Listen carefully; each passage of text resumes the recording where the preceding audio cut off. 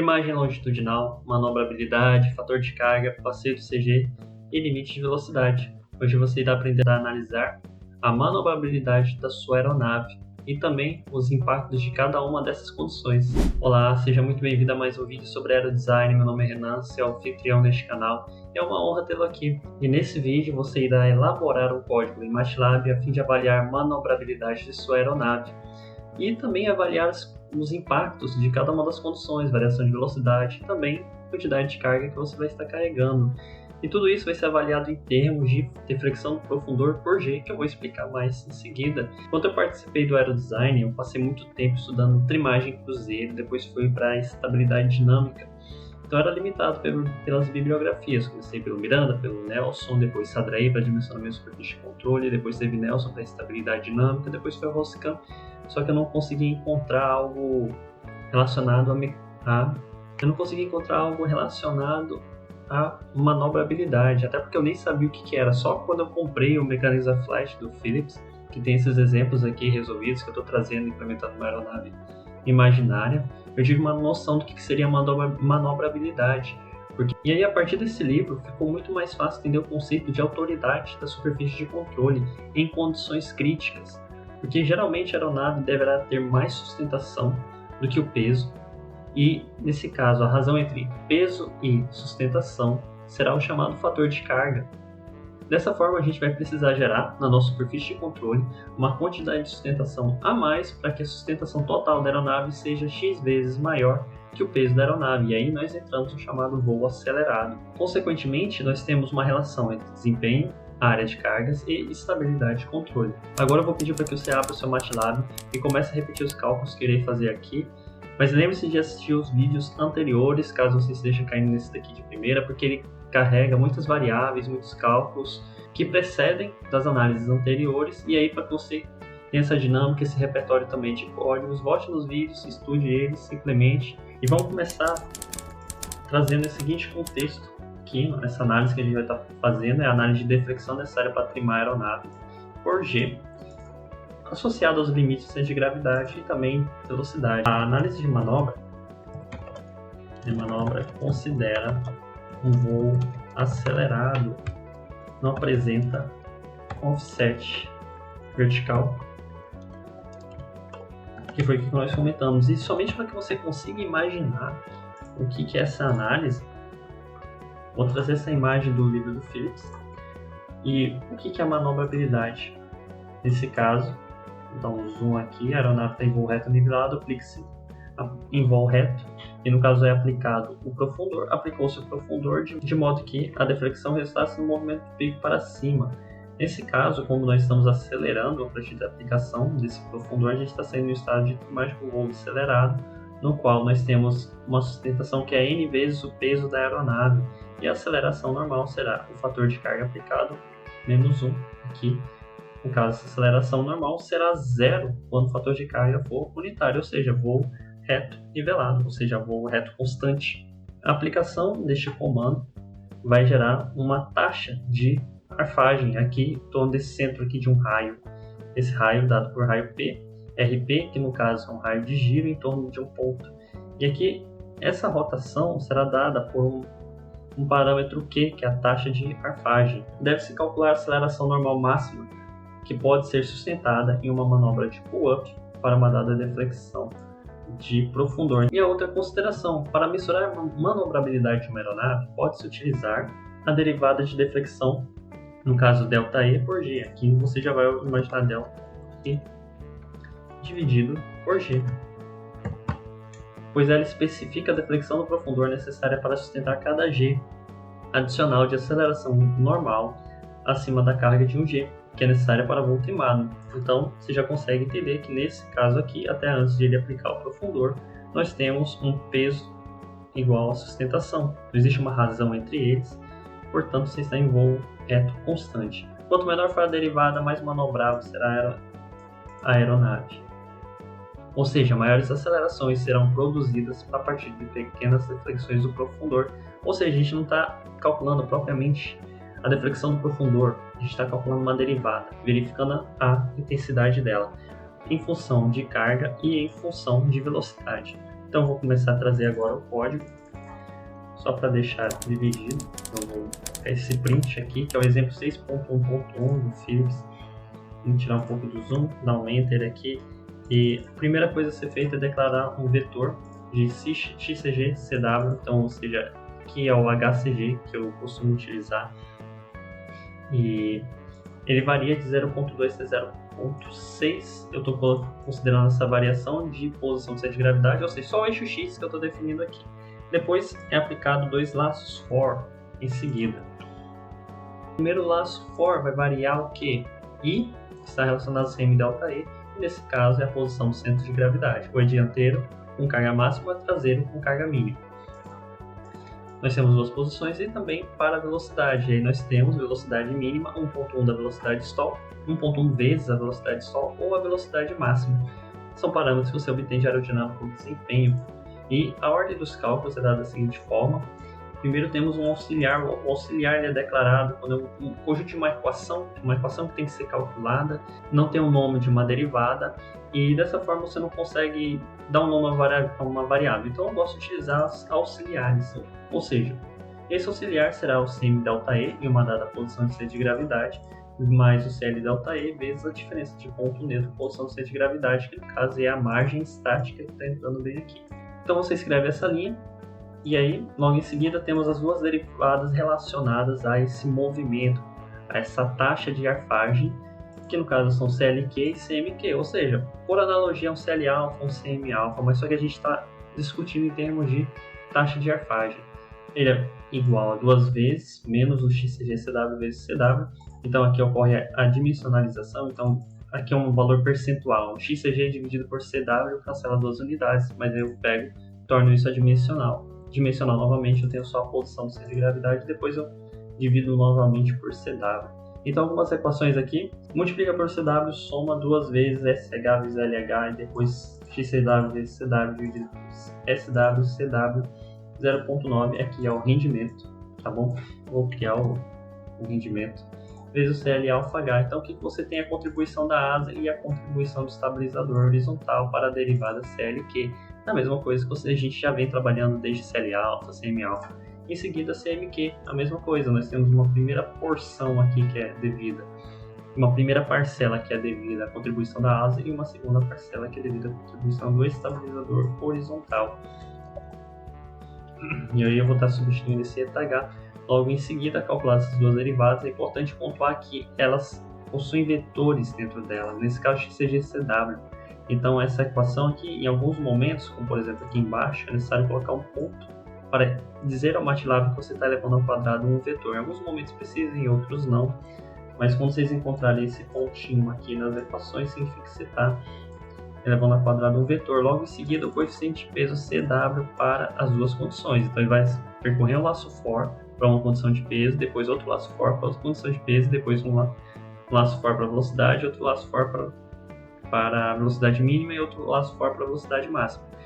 Na ordem, então, carga mínima, velocidades mínima e máxima, e depois carga máxima, velocidade mínima e máxima. Depois, novamente, alguns auxiliares que são criados, então você só vai copiar realmente, escrever no seu MATLAB o que está escrito aqui. E depois as derivadas, então vai ser o resultado do auxiliar 4 dividido por auxiliar 5, auxiliar 3 vezes auxiliar 6, menos ponto neutro mais posição percentual do centro de gravidade. Então esse é o uso dos auxiliares. Se eles não existissem, as equações ficariam muito grandes, ficariam um pouquinho mais difíceis. Aqui a gente já observa que é um pouco difícil. Eu até poderia criar aqui, se você quiser, você poderia colocar um CL_QW. E aí você pega somente essa porção aqui da equação. Aí você joga para ele, aí você faz o CLQH também.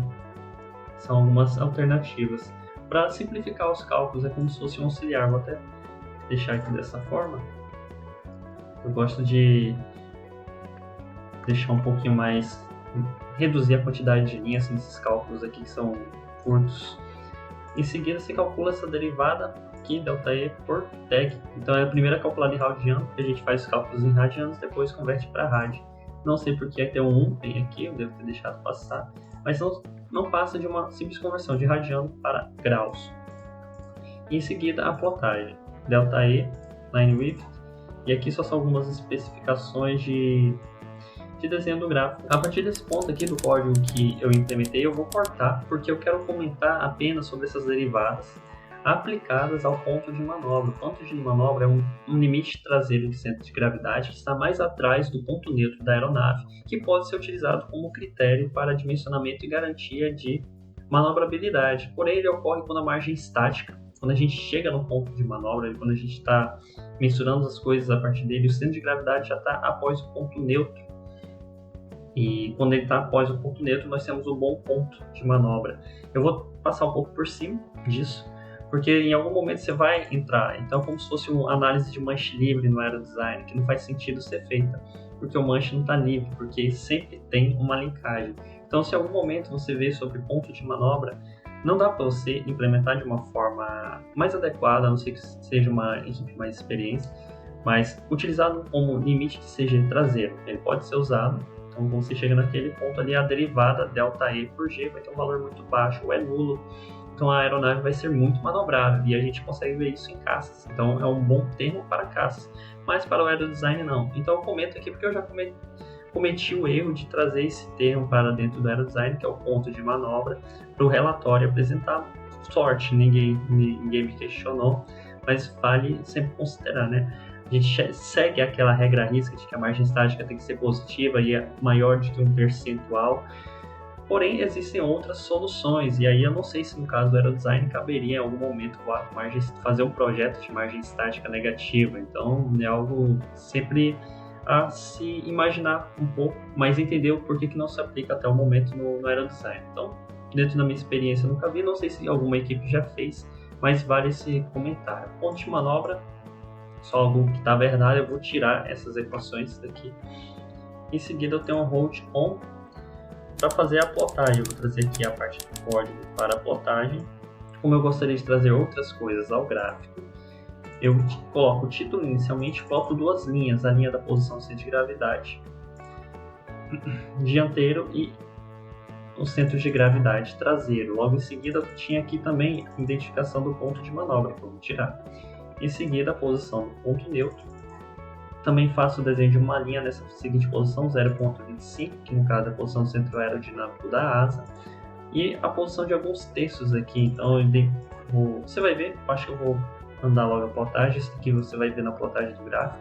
Eu já vou para o último ponto aqui desse plot, que são as características do gráfico. E aqui eu tenho o acionamento da grade, o nome do eixo X, o nome do eixo Y e a legenda. Vou executar o código apenas nessa seção. Com o gráfico plotado, nós podemos fazer a interpretação dele. Então, vamos voltar primeiro no gráfico mais simples, que é a deflexão necessária para trimar a aeronave em diferentes condições. Aqui nós temos que, para uma dada velocidade, uma dada carga, nós temos a deflexão do profundor necessária para trimar. Então, a conclusão é muito direta. Você observa aqui a posição do centro de gravidade, observa a região de operação, esse CG máximo. Então, nessa posição de CG máximo, eu tenho uma velocidade stall, ou seja, 1.1 da velocidade stall, eu preciso de aproximadamente 15 graus para trimar a aeronave. Então aqui a gente interpreta diretamente.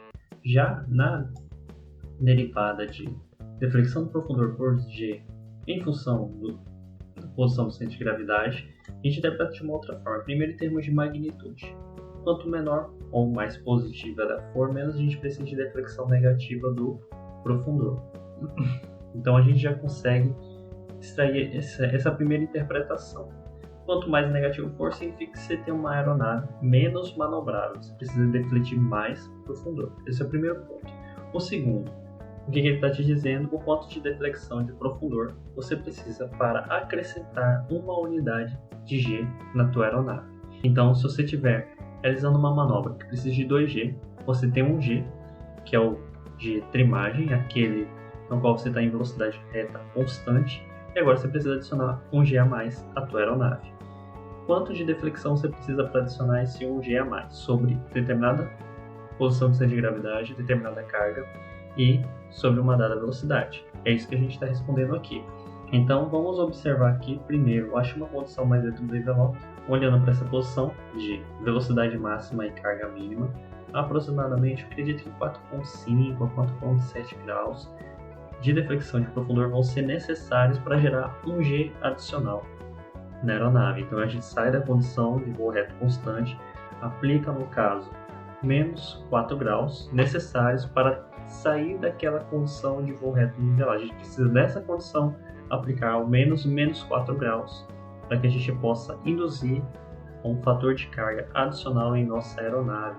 Então tenta imaginar que a tua aeronave arremeteu, por exemplo, ela está para pousar, comeu mais comprimento de pista do que deveria, aí você precisa arremeter.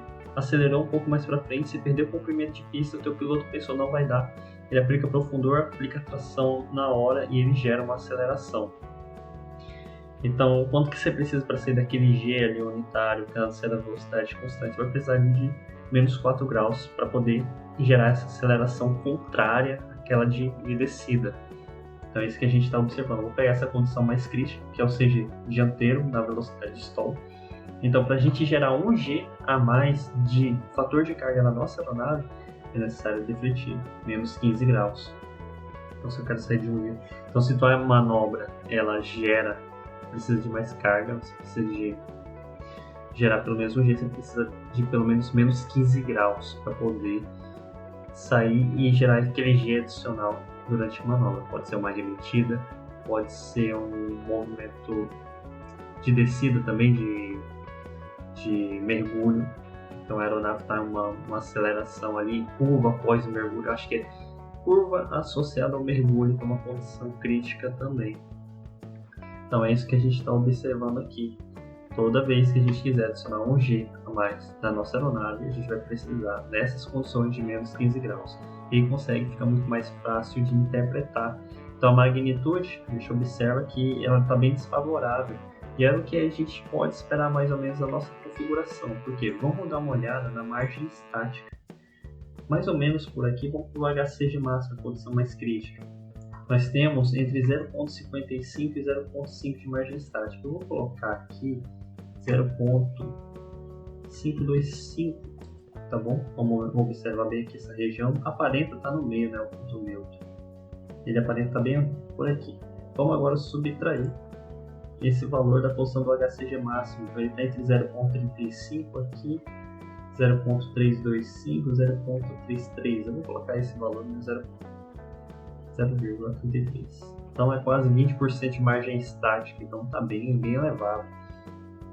Quanto que tem calculado aqui? Posso ter cometido algum erro, temos um ponto neutro e a margem estática calculada. Porque aproximadamente 20% de margem estática, aproximadamente 17% de margem estática, seja dianteiro e seja traseiro, ou seja, está elevado. Então é de se esperar que realmente para essas condições aqui de carga e de velocidade, para essa margem estática dessa aeronave arbitrária que a gente desenhou, realmente vai ser necessário uma deflexão maior para a gente sair daquele G de voo reto constante. No demais, a gente já consegue meio que de forma mais rápida entender que de fato, se a gente está com uma velocidade de stall e uma carga máxima, se a gente aumenta aqui para a carga máxima a velocidade, vai ser necessário menos deflexão. É um comportamento bem semelhante ao que a gente viu anteriormente. A diferença agora é a interpretação. Quanto de deflexão eu preciso gerar no meu profundor para cada G adicional da aeronave. Então, geralmente a gente considera ali 2,5 de fator de carga máximo. Então, se a gente quiser gerar 1,5 de fator de carga, vai ser no caso 15 graus, menos 15 graus, mas vamos considerar ali que seja metade mesmo, que é 1,5, seria menos 15, mais a metade disso, menos 7,5, e aí se somaria os dois. É uma interpretação meio abrupta aqui, mas é direto a partir do que eu estou trazendo do livro, que é quanto de deflexão você precisa para gerar cada G adicional na aeronave em uma dada condição. E aí aqui a gente observa que seriam menos 15 graus. Talvez seja somado também ao que é necessário para trimar, eu não vou saber te responder neste momento. Tá bom? Estou trazendo aqui a conclusão imediata que o autor traz diante da resolução deste problema e também da elaboração do modelo. Porém, não é uma condição inicial. Se a gente conseguir reduzir a margem estática, então os valores a 6, 8 até 10%, que seja um projeto mais controlável, aí com certeza a gente vai reduzir bastante isso daqui. Eu me lembro que nas aeronaves tudo tal a gente não chega nesses valores aqui não, porque eu sempre deixava a margem estática no máximo 10% ou 12%, pelo menos no projeto, né? Não conseguia confirmar toda assertividade na realidade. No demais, é isso que eu queria trazer sobre essa análise. Eu acho ela muito interessante, traz uma outra abordagem que a gente precisa se preocupar. Eventualmente, o teu piloto vai realizar manobras, então sejam intencionais ou não intencionais. Eu já vi a aeronave na micro fazendo 360 graus, depois de alijar uma carga. Isso alguns anos anteriores, não sei como está atualmente. E aí você vai precisar de autoridade de profundor para poder gerar um G adicional ali, trazer a aeronave de volta para a condição de voo reto constante. Então são situações que podem acontecer. Um mergulho também, não posso desacelerar, aplicar um pouco de profundor numa arremetida. Você precisa gerar carga no teu estabilizador para trimar, trazer de novo a aeronave para posição. A gente vai fechar por aqui. Eu espero que esse vídeo tenha agregado de alguma forma aí nas suas análises, também no teu conhecimento de estabilidade e controle. Então curta, deixa seu comentário aí. Então, se você achar que esse vídeo pode ajudar mais pessoas, novatos, calouros no aerodesign a compreender mais esse tópico, que eu acho interessante, bem complementar às análises de trimagem que a gente vem fazendo, não deixe de compartilhar e pedir para que se inscreva no canal também. Muito obrigado pela sua atenção, um grande abraço e fique com Deus.